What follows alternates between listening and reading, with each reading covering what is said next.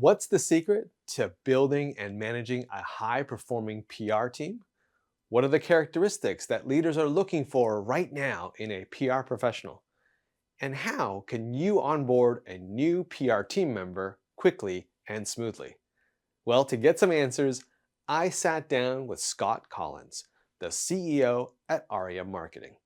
I can't wait for you to hear his insights. Let's get to it.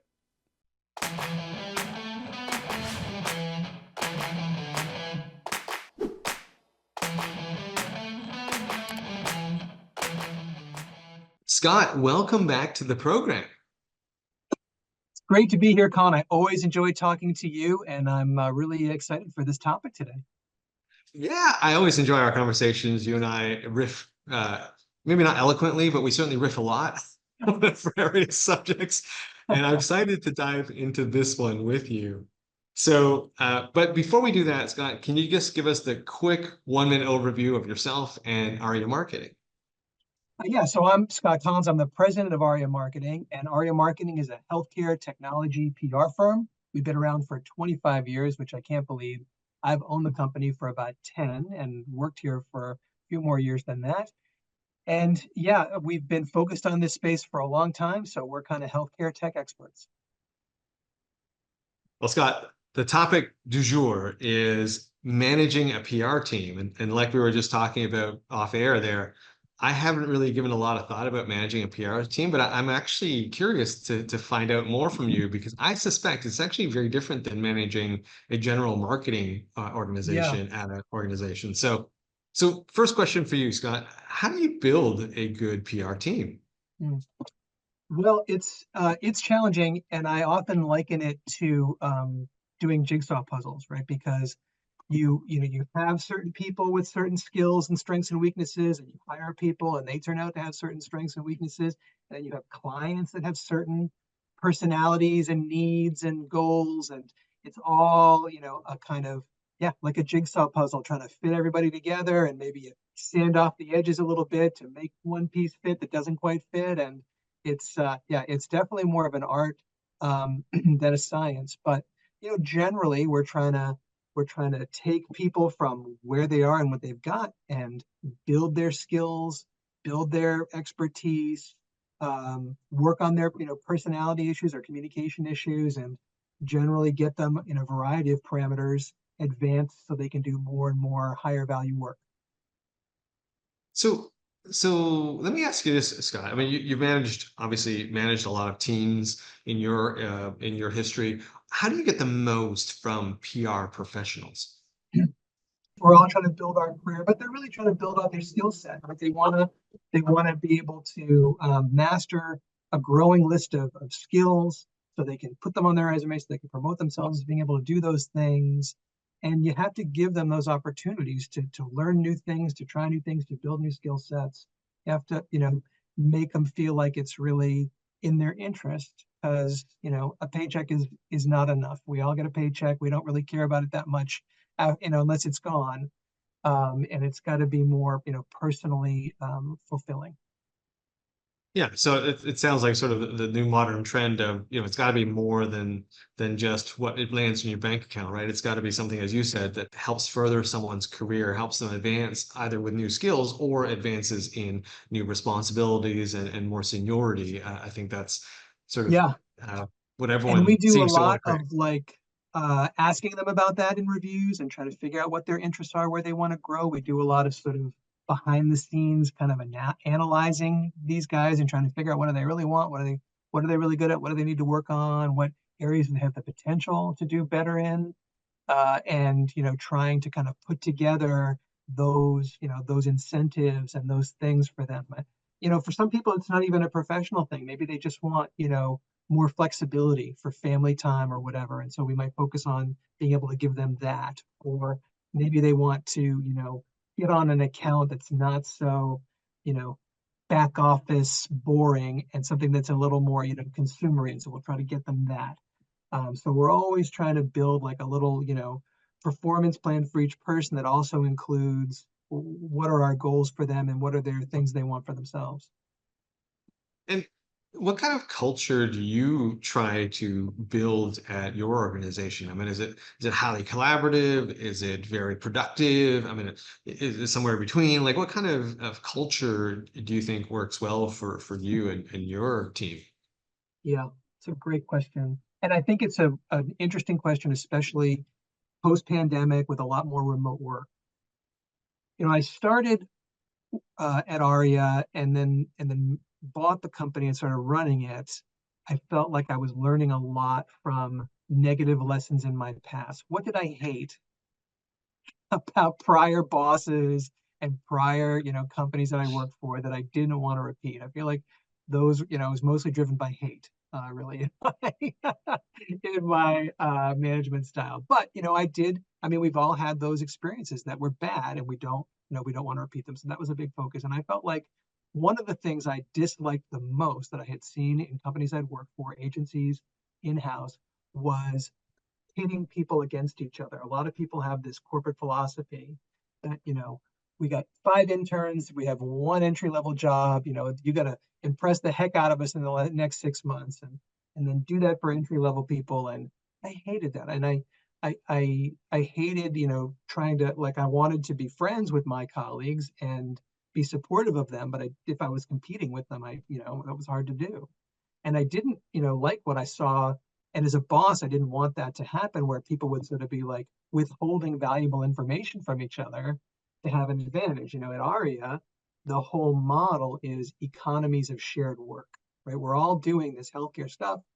We all get to know these healthcare media, these healthcare events, these healthcare issues, and sharing that with each other is what makes us efficient and productive.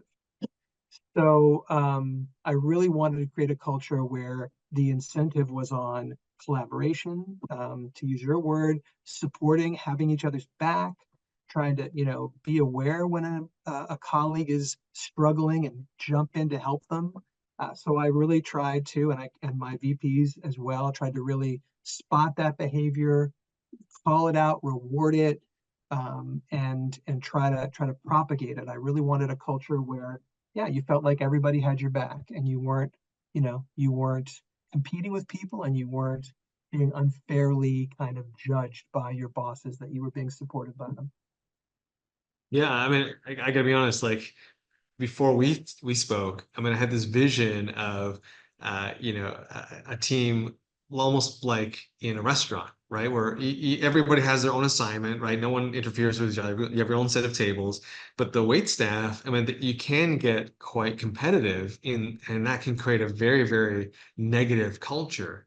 And what you're talking about is, yeah, even though you have your own assignments and you're not competing, we're not going to pit you against each other. We're trying to be fair. You're going to support your teammates, and that to me would make for a much more enjoyable environment than trying to scramble and make sure that I'm just churning through my clients and getting more money through the door because that's really the only motivation. Like I'm not really looking out for my fellow wait staff on Yeah, looking after a different section.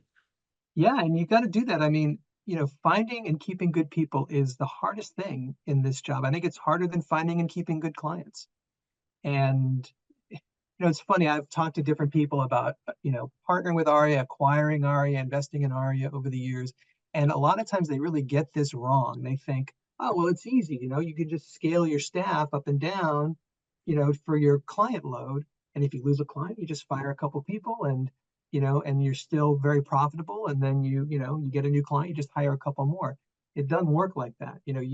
Especially in this health tech world, we have so much to learn about so many technology, policy, care topics. And if you spend a year teaching somebody how to do that and you lose them, it's brutal. It's a real kick in the pants. Well, related to that, since it's so hard to find good people, do you have any good recommendations or things that you've done to really help onboard new team members more quickly and more effectively? Yeah, I mean, we've got a pretty in-depth onboarding process at Aria, and I feel like it gets more, elaborate every year as we think of, more things to do. Um, but we try not to overwhelm people too much because it can be a lot. But yeah, I guess a couple of tips would be don't throw people in the deep end. Let them start out with a manageable amount of work and a manageable amount of topics to master. So we usually start new people on 2 accounts max, and we try to make sure that they're not too crazy, like, I don't know what, ambulance billing for out of network, emergency care, some ridiculous, like, difficult topic to get into. And we also try to give them a little commonality between the accounts they're on. So there's some overlap, maybe two payer-oriented accounts or two revenue cycle-oriented accounts or whatever. And then we do a lot of general education. I do a lot of general education. I do healthcare 101s and 102s with everybody. And a lot of staff that have been at Aria for a while, we join those intro calls for new people because we just go over a lot. I cover how the healthcare system works in general, who the major players are, how it all works. I try to relate it to their clients. It's important. It's amazing how many people in the industry don't really know how healthcare works or how their company works. And they rely on Aria a lot of the time to be the subject matter experts. So we put a lot of focus on really teaching people a lot about healthcare and how it works and how their clients work, because it's kind of what makes us special. Healthcare definitely is quite the puzzle box, right? Like you start pulling pieces and pushing pieces. It takes quite a long time to really get to know what you're doing. And good for you for investing and making sure that they are kind of eased into that, because it's overwhelming. Just the acronyms alone, right? Yeah, It's, I mean, we've had people quit. They do it for a couple of months. It's like, I can't, I can't. I gotta go do something simpler. Which good for something them that, for knowing. well, yeah, better early than later, right? I mean, when Yeah. you start to understand what RCM and TEFCA stand for, you're in pretty deep in healthcare. So just switching gears a little bit on you, Scott. When you look to hire a new PR professional, what are the skills or experience that you look for? And in other words, what are some of the things that someone could really do to help stand out from the crowd? Yeah, a few things we look for. I really value empathy. I look for people that have a high emotional IQ because they need to be able to put themselves in the client's shoes. What's the client's daily grind? What are they trying to, just get through? What do they really care about? And, spoiler, it's not always press coverage. You think you hire a PR firm to get ink, and you do, and we do a good job on that. But a lot of times it's, I don't want any surprises. I don't want any mistakes. I want to make sure my CTO gets their, careful ego padded for the next 6 months, whatever it is. There's lots of things that are driving the daily grind of the client. You got to understand it and then look at the work you're doing through that lens. You also need to put yourself in the shoes of the journalist. What's the journalist's daily grind? What do the editors ask reporters to do? And what is their workload like? So you really, if you can't do that, if you can't empathize with customers and press and managers, but your managers at RA for that matter, but you're not going to be successful. Curiosity is another thing I look for. I love to find people that can geek out on stuff. If they love, like, Dungeons and Dragons, or they took a class in 11th century Italian religion, or something, like anything, where they can geek out on the details of something obscure. That's a good sign, because we've got a lot of obscurity to geek out on in healthcare. So I value that a lot. Organizational skills are really important. You're going to have multiple managers on multiple accounts giving you things to do. You need to be able to figure out, priorities, and mix your priorities around, come up. And you need to be able to have good communication skills, right? You need to be able to not just write clearly, but also communicate clearly with your teammates. Because you have multiple managers and multiple accounts, you need to be able to go to them and say, hey, I'm excited to do that thing for you, but manager B wanted me to do this thing. What do you think? Is that a bigger priority? And would you go tell them that you've asked me to do this thing instead? So that kind of diplomatic skill, aspect of communications, is important too. I guess beyond that, we love people with some healthcare experience, because at least we know they know a little bit about what they're getting into. And agency experience is good too, especially now that we're remote, because um, it, it's hard to learn that stuff um, remotely. And if you have had an in-person job somewhere else in an agency, you've got a lot of that kind of instinctively under your belt. So we like that too. So, final question for you, Scott. As a leader of an organization, as a leader in PR and marketing, what's the biggest lesson that you've learned over the years to become a better leader? Mm. Well, like I said, I'm big on empathy, and I try to practice that myself. And I try to put myself in the shoes of my employees and team, and really, try to understand what they're going through. The older I get, the harder it is, I think sometimes. Um, but I think that's important. You know, I never liked it when bosses treated me like, just a resource they could burn out as much as they want to. And I don't like to treat people that way either.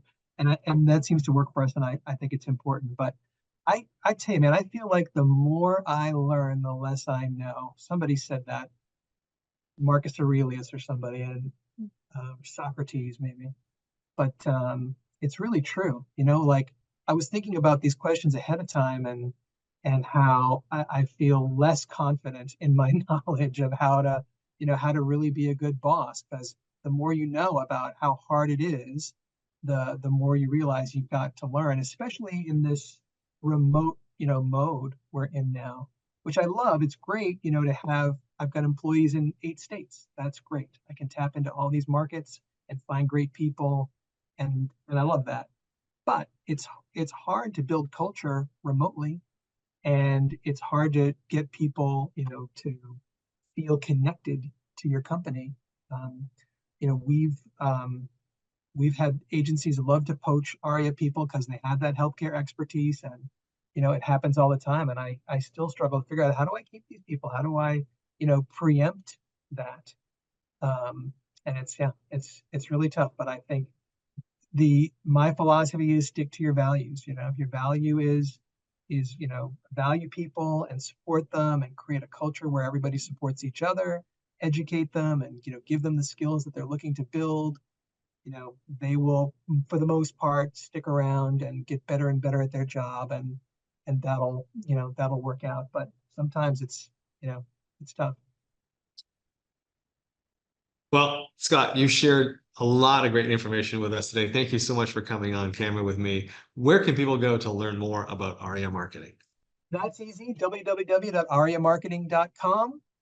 We're there. We've been there, and yeah, we are, always interested in finding new clients. And the folks that like Sway are usually the folks that like Aria. It's been a busy season lately. It seems like lots of RFP activity, and people are kind of gearing up for maybe a more favorable capital environment in Q4, Q1. So they're starting to look at agencies, and we hope they'll think of us too.